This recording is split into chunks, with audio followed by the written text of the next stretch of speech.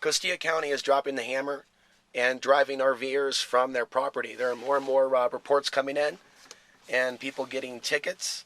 And Manny's here to talk about some friends of ours that just got a ticket themselves. Yeah, they got handed a violation that really doesn't make any legal sense, and I'll leave it at that.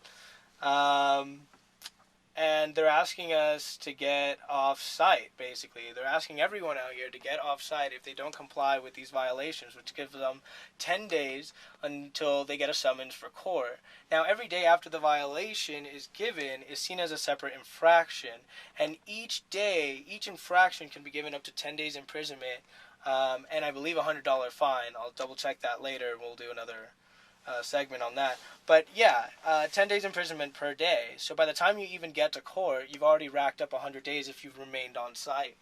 After that point, every day you're in court is another infraction if you remain on site during those court dates. So if you then are found guilty of those infractions, you could be sentenced up to however many days within that scope, 10 per day. If this court case goes on for 30 days, after the 10 days, that's already, what are we at, 400 days? More than a year in prison. Because I can't afford but to live out of what my life savings have afforded me, which is this RV on this piece of land as I develop it, And for years, people live that way.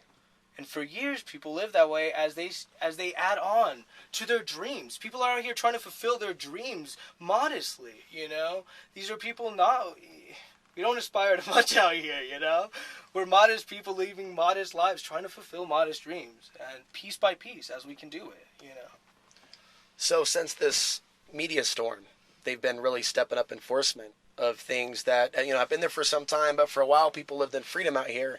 And there wasn't really a whole lot of turmoil. And now it's like people are getting picked off one by one out here.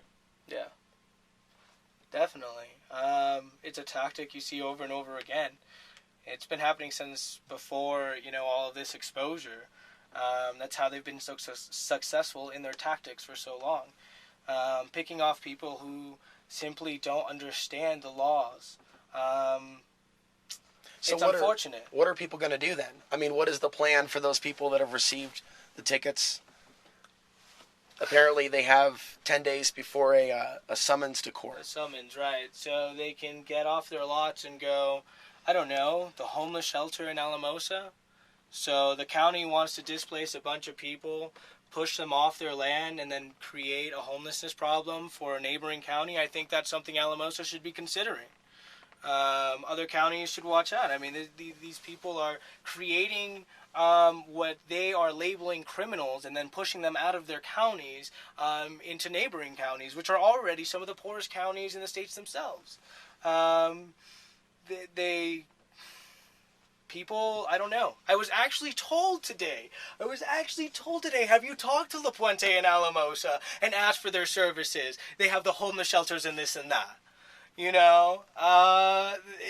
When you were in town. When I was in town today. I was actually told this. This was so... Sorry, I get a little caught up, because it's unheartening. Yeah, I mean, it's Because people were planning to stay here throughout the winter, many people. And now there's this real sense of uncertainty. It's a real threat. Yeah, what do you do when you've already invested? And you've already bought the land. Yeah. This is your entire plan. This has been your plan. Now, at the worst time possible, they're telling you, we don't accept your intentions in this county. Every step of the way, that it just hurts. It just hurts at the end of the day. It just hurts. And winter is the time to hunker down. Right. And insulate an RV with straw bales or something. Not be, on the move from place to place. Right.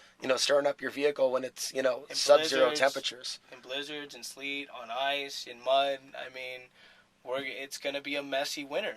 It's going to be a really, really messy winter. If we don't have a good support group going on some kind of winter camp where we all move from site to site, making sure everything's taken care of, and we move every 2 weeks, I just don't know how it's going to be done out here. A lot of people out here are going to be pushed out of the region and just not going to be able to go anywhere.